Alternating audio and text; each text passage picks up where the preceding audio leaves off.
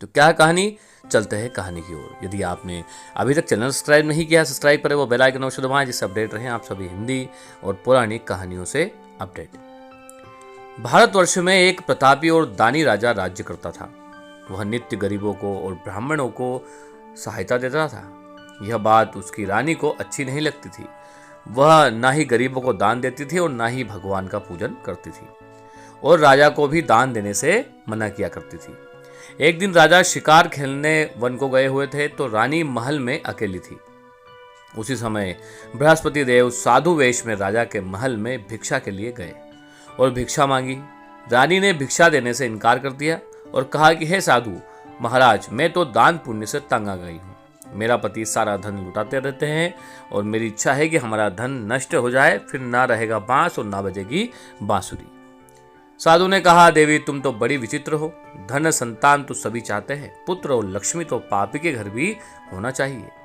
यदि तुम्हारे पास अधिक धन है तो भूखों को भोजन दो, प्यासों के लिए प्याऊ बनवाओ, मुसाफिरों के लिए धर्मशालाएं बनवाओ। जो निर्धन अपनी कुंवारी कन्याओं को विवाह नहीं कर सकते, उनका विवाह करवाओ। ऐसे और कई काम हैं जिनके करने से तुम्हारा यश लोक परलोक में व्याप्त होगा। परंतु रानी पर उपदेश का कोई प्रभाव न पड़ा।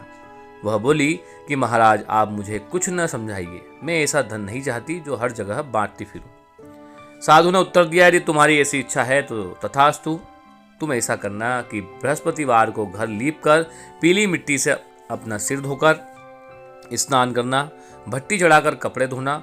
ऐसा करने से आपका सारा धन नष्ट हो जाएगा। इतना कहकर वह साधु महाराज वहां से अंतर ध्यान हो गए। साधु के अनुसार कही बात को पूरा करते हुए रानी को केवल 3 बृहस्पतिवार ही बीते थे कि उसकी समस्त धन संपत्ति नष्ट हो गई। भोजन के लिए राजा का परिवार तरसने लगा।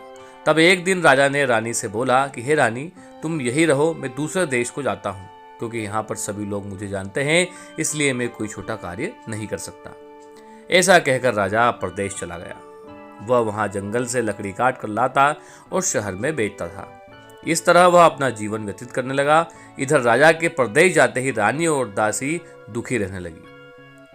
एक बार जब रानी और दासी को 7 दिन तक बिना भोजन के रहना पड़ा, तो रानी ने अपनी दासी से कहा कि हे दासी, पास ही के नगर में मेरी बहन रहती है, वो बड़ी धनवान है, तू उसके पास जा और कुछ ले आ, ताकि थोड़ी बहुत गुजर बसर हो सके। दासी रानी की बहन के यहाँ गई। उसी दिन गुरुवार था और रानी की बहन उस समय बृहस्पतिवार नहीं गुरुवार व्रत की कथा सुन रही थी। दासी ने रानी की बहन को अपनी रानी का संदेश दिया, लेकिन रानी की बड़ी बहन ने कोई उत्तर नहीं दिया। जब दासी को रानी की बहन से कोई उत्तर नहीं मिला तो वह बहुत दुखी हुई और उसे क्रोध भी आया। दासी ने वापस आकर रानी को सारी बात बता दी। सुनकर रानी ने अपने भाग्य को कोसा। उधर रानी की बहन ने सोचा कि मेरी बहन की दासी आई थी, परंतु मैं उससे नहीं बोली, इससे वह बहुत दुखी होगी। कथा सुनकर पूजन समाप्त करके वह अपनी बहन के घर आई और कहने लगी कि हे बहन, मैं गुरुवार का व्रत कर रही थी, तुम्हारी दासी मेरे घर आई थी, परंतु जब तक कथा होती है तब तक ना तो उठते हैं और ना ही बीच में बोला जाता है, इसलिए मैं नहीं बोली। कहो दासी, क्या काम था? रानी बोली, बहन तुमसे क्या छिपाऊं, हमारे घर में खाने तक को अनाज नहीं था। ऐसा कहते कहते रानी की आंखें भर आई। उसने दासी समेत पिछले 7 दिनों से भूखे रहने तक की बात बताई तो बहन को विस्तार से सुना दी। रानी की बहन बोली कि देखो बहन, भगवान बृहस्पति देव सबकी मनोकामना को पूर्ण करते हैं। देखो शायद तुम्हारे घर में अनाज रखा हो। पहले तो रानी को विश्वास नहीं हुआ, पर बहन के आग्रह करने पर उसने अपनी दासी को अंदर भेजा तो उसे सचमुच अनाज से भरा एक घड़ा मिल गया। यह देखकर दासी को बड़ी हैरानी हुई। दासी रानी से कहने लगी कि हे रानी, जब आपको भोजन नहीं मिलता तो हम व्रत ही तो करते हैं, इसीलिए क्यों ना इनसे व्रत और कथा की विधि पूछ ली जाए ताकि हम भी व्रत कर सके। तब रानी ने अपनी बहन को बृहस्पतिवार यानी गुरुवार व्रत के बारे में पूछा। उसकी बहन ने बताया कि बृहस्पतिवार के व्रत में चने की दाल और मुनक्का से विष्णु भगवान का केले की जड़ में पूजन करते हैं तथा दीपक जलाया जाता है और भगवान गणेश, माता रिद्धि सिद्धि की पूजन भी की जाती है। व्रत कथा सुने और पीला भोजन ही करें, इससे बृहस्पति देव प्रसन्न होते हैं।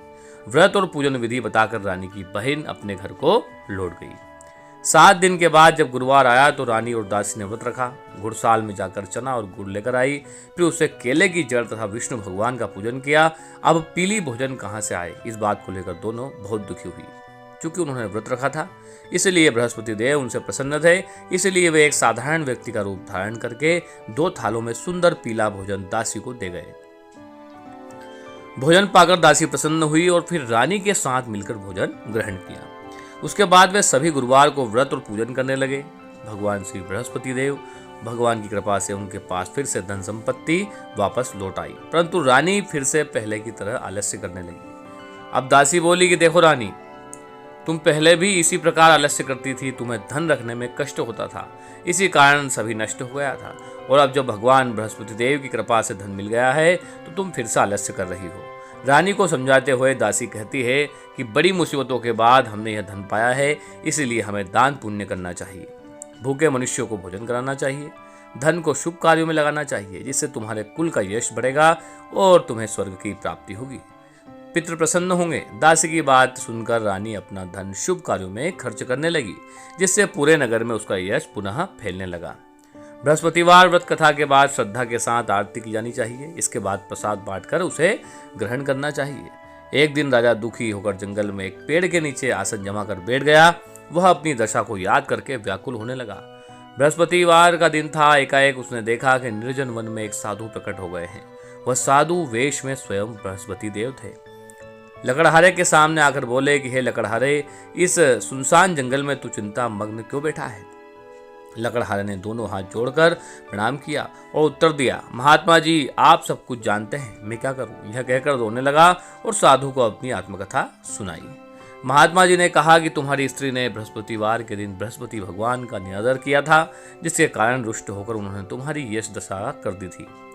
अब तुम चिंता को दूर करके मेरे कहने पर चलो और तुम्हारे सब कष्ट दूर हो जाएंगे और भगवान पहले से भी अधिक संपत्ति देंगे। तुम बृहस्पति के दिन कथा किया करो। 2 पैसों के चने मुनक्का लाकर उसका प्रसाद बनाओ और शुद्ध जल से लोटे में शक्कर मिलाकर अमृत तैयार करो। कथा के पश्चात अपने सारे परिवार और सुनने वाले प्रेमियों में अमृत और प्रसाद बांटकर आप भी ग्रहण करो।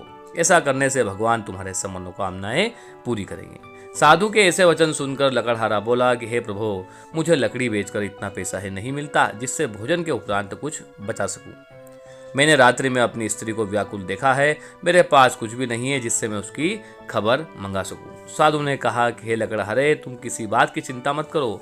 बृहस्पति के दिन तुम रोजाना की तरह लकड़ियां लेकर शहर को जाओ। तुमको रोज से दुगना धन प्राप्त होगा, जिससे तुम भली भांति भोजन करने लगोगे तथा बृहस्पति देव की पूजा का सामान भी आ जाएगा। इतना कहकर साधु अंतर्ध्यान हो गए। धीरे धीरे समय व्यतीत होने पर फिर वही बृहस्पतिवार का दिन आया। लकड़हारा जंगल से लकड़ी काटकर किसी शहर में बेचने गया। राजा ने चना गुड़ आदि लाकर गुरुवार का व्रत किया। उसी दिन से उसके सभी क्लेश दूर हुए, परंतु जब दोबारा गुरुवार का दिन आया तो बृहस्पतिवार का व्रत करना भूल गया। इसी कारण बृहस्पति भगवान नाराज हो गए। उस दिन उस नगर के राजा ने विशाल यज्ञ का आयोजन किया था। शहर में यह घोषणा करवा दी गई कि कोई भी मनुष्य अपने घर में भोजन न बनावे, न आग जलावे। समस्त जनता मेरे यहाँ भोजन करने आएगी। इस आज्ञा को जो न मानेगा उसे फांसी की सजा दी जाएगी। इसी तरह की घोषणा संपूर्ण नगर में करवा दी गई। राजा के आज्ञानुसार शहर के सभी लोग भोजन करने गए, लेकिन लकड़हारा कुछ देर से पहुंचा। इसीलिए राजा उसको अपने साथ घर लिवा ले गए और ले जाकर भोजन करा रहे थे तो रानी की दृष्टि उसकी खूंटी पर पड़ी, जिस पर उसका हार लटका हुआ था। वह वहां पर दिखाई नहीं दिया। रानी ने निश्चय किया कि मेरा हार इस मनुष्य ने चुरा लिया है। उसी समय सिपाहियों को बुलाकर उसको कारागार में डलवा दिया गया। जब लकड़हारा कारागार में पड़ गया और बहुत दुखी होकर विचार करने लगा कि न जाने कौन से पूर्व जन्म के कर्म से मुझे यह दुख प्राप्त हुआ है, तो उसी साधु को याद करने लगा कि जो कि जंगल में मिला था। उसी समय तत्काल बृहस्पति देव साधु के रूप में प्रकट हुए और उसकी दशा को देखकर कहने लगे कि हे मूर्ख, तूने बृहस्पति देव की कथा नहीं करी, इसी कारण तुझे यह दुख प्राप्त हुआ है। अब चिंता मत कर। बृहस्पतिवार के दिन कारागार के दरवाजे पर 4 पैसे पड़े मिलेंगे। उनसे तू बृहस्पति देव की पूजा करना, तेरे सभी कष्ट दूर हो जाएंगे। बृहस्पति देव के दिन उसे 4 पैसे मिले। लकड़हारे ने कथा कही। उसी रात्रि को बृहस्पति देव ने उस नगर के राजा के स्वप्न में कहा कि हे राजा, तुमने जिस आदमी को कारागार में बंद कर दिया है वह निर्दोष है, वह राजा है, उसे छोड़ दो। रानी का हार उसी खूंटी पर लटका है। अगर तू ऐसा नहीं करेगा तो मैं तेरे राज्य को नष्ट कर दूंगा। इसी तरह रात्रि के स्वप्न को देखकर राजा प्रातःकाल उठा और खूंटी पर हार देखकर लकड़हारे को बुलाकर क्षमा मांगी। तथा लकड़हारे को योग्य सुंदर वस्त्र आभूषण देकर विदा किया। बृहस्पति देव की आज्ञा अनुसार लकड़हारा अपने नगर को चला गया। राजा जब अपने नगर के निकट पहुंचा तो उसे बड़ा आश्चर्य हुआ। नगर में पहले से अधिक बाग, तालाब, कुएं तथा बहुत सी धर्मशाला, मंदिर आदि बने हुए थे। राजा ने पूछा, यह किसका बाग और किसकी धर्मशाला है? तब नगर के सब लोग कहने लगे, यह सब रानी और आपकी जो दासी है उनके हैं। तो राजा को आश्चर्य हुआ और गुस्सा भी आया। जब रानी ने यह खबर सुनी कि राजा आ रहे हैं तो उन्होंने बांदी से कहा कि हे दासी, देख राजा हमको कितनी बुरी हालत में छोड़ गए थे। हमारी ऐसी हालत देखकर वह लौट न जाए, इसलिए तू दरवाजे पर खड़ी हो जा। आज्ञा अनुसार दासी दरवाजे पर खड़ी हो गई। राजा आए तो उन्होंने अपने साथ लिवा आए। तब राजा ने क्रोध करके अपनी रानी से पूछा कि यह धन तुम्हें कैसे प्राप्त हुआ? तब उन्होंने कहा कि हमें यह धन बृहस्पति देव की कृपा से प्राप्त हुआ है। राजा ने निश्चय किया कि 7 रोज बाद तो सभी बृहस्पति देव का पूजन करते हैं, परंतु मैं प्रतिदिन दिन में 3 बार कहानी तथा रोज व्रत किया करूंगा। अब हर समय राजा के दुपट्टे में चने की दाल बंधी रहती थी तथा दिन में 3 बार कहानी पढ़ता था और सुनता था। एक रोज राजा ने विचार किया कि चलो अपनी बहन के यहाँ हो आए। इस तरह निश्चय कर राजा घोड़े पर सवार हो गया, अपनी बहन के यहाँ को चलने लगा। मार्ग में उसने देखा कि कुछ आदमी एक मुर्दे को लिए जा रहे हैं। उन्हें रोककर राजा ने कहने लगा, अरे भाइयों, मेरी बृहस्पति देव की कथा सुन लो। वे बोले, लो हमारा तो व्यक्ति मर गया है और इसको अपनी कथा की पड़ी है। परंतु कुछ आदमी बोले कि अच्छा कहो, तुम्हारी कथा भी सुनेंगे। राजा ने दाल निकाली और जब कथा आदि हुई थी कि मुर्दा हिलने लगा, और जब कथा समाप्त हुई तो राम राम करके मनुष्य उठकर खड़ा हो गया। आगे मार्ग में उसे एक किसान खेत में हल चलाता हुआ मिला। राजा ने उसे देखा और उससे बोला कि अरे भाई, तुम मेरे बृहस्पतिवार की कथा सुन लो। किसान बोला, जब तक मैं मेरी कथा सुनूंगा तब तक 4 हरैया जोत लूंगा। जा अपनी कथा किसी और को सुनाना। इस तरह राजा आगे चलने लगा। राजा के हटते ही बेल पछाड़ खाकर गिर गए तथा किसान के पेट में बड़ी जोर से दर्द होने लगा। उसी समय उसकी माँ रोटी लेकर आई। उसने जब यह देखा तो अपने पुत्र से सब हाल पूछा और बेटे ने सभी हाल कह दिए। तो बुढ़िया दौड़ी दौड़ी उस घुड़सवार के पास गई और उससे बोली कि मैं तेरी कथा सुनूंगी, तो अपनी कथा मेरे खेत पर चलकर सुना दे। राजा ने बुढ़िया के खेत पर जाकर कथा कही, जिसके सुनते ही वह बैल उठ खड़े हुए और किसान के पेट का दर्द भी बंद हो गया। राजा अपनी बहन के घर पहुंचे। बहन ने भाई की खूब मेहमानी की। दूसरे रोज प्रातःकाल राजा जगा तो वह देखने लगा कि सब लोग भोजन कर रहे हैं। राजा ने अपनी बहन से कहा कि ऐसा कोई मनुष्य है जिसने भोजन नहीं किया, तो मेरी बृहस्पतिवार की कथा सुन लें। बहन बोली, है भैया, यह देश ऐसा है कि पहले यहाँ लोग भोजन करते हैं, बाद में अन्य काम। अगर कोई पड़ोस में हो तो मैं देखाऊंगी। वह ऐसा कहकर देखने चली गई, परंतु उसे कोई ऐसा व्यक्ति नहीं मिला जिसने भोजन न किया हो। अतः वह एक कुम्हार के घर गई जिसका लड़का बीमार था। उससे मालूम हुआ कि उसके यहाँ 3 रोज से किसी ने भोजन नहीं किया है। रानी ने अपने भाई की कथा सुनने के लिए कुम्हार से कहा कि वह तैयार हो जाए। राजा ने जाकर बृहस्पतिवार की कथा कही, जिसको सुनकर उसका लड़का ठीक हो गया। अब तो राजा की प्रशंसा होने लगी। एक रोज राजा ने अपनी बहन से कहा कि हे बहन, हम अपने घर को जाएंगे, तुम भी तैयार हो जाओ। राजा की बहन ने अपनी सास से कहा। सास ने कहा कि हाँ चली जाओ, परंतु अपने लड़के को मत ले जाना, क्योंकि तेरे भाई के कोई औलाद नहीं है। बहन ने अपने भैया से कहा कि हे भैया, मैं तो चलूंगी पर कोई बालक नहीं आएगा। राजा बोला, जब कोई बालक नहीं चलेगा तब तुम ही क्या करोगी? बड़े दुखी मन से राजा अपने नगर को लौट गए। राजा ने अपनी रानी से कहा कि हम निरवंश हैं, हमारा मुंह देखने का धर्म नहीं है और कुछ भोजन आदि नहीं किया। रानी बोली कि हे प्रभु, बृहस्पति देव ने हमें सब कुछ दिया है, वह हमें संतान भी अवश्य देंगे। उसी रात को बृहस्पति देव ने राजा के स्वप्न में आकर कहा कि हे राजा, उठो, सभी सोच त्याग दे, तेरी रानी गर्भ से है। राजा की यह बात सुनकर बड़ी खुशी हुई। 9वें महीने में उसके गर्भ में एक सुंदर पुत्र पैदा हुआ। तब राजा बोला, हे रानी, स्त्री बिना भोजन के रह सकती है, पर बिना कहे नहीं रह सकती। जब मेरी बहन आवे तुम उससे कुछ मत कहना। रानी ने सुनकर हाँ कर दिया। जब राजा की बहन ने यह शुभ समाचार सुना तो वह बहुत खुशी हुई तथा बधाई देकर अपने भाई के यहाँ आ गई। तभी रानी ने कहा कि घोड़ा चढ़कर तो नहीं आए, गधा चढ़ी आई। राजा की बहन बोली, भाभी, मैं इस प्रकार न कहती तो तुम्हें औलाद कैसे मिलती? बृहस्पति देव ऐसे ही है, जैसे जिसके मन में कामनाएं होती है सभी को पूर्ण करते हैं, और जो सद्भावना पूर्वक बृहस्पति देव का व्रत करते हैं एवं उनकी कथा पढ़ते हैं या सुनते हैं अथवा सुनाते हैं दूसरों को, बृहस्पति देव उनकी सभी मनोकामनाएं पूरी करते हैं।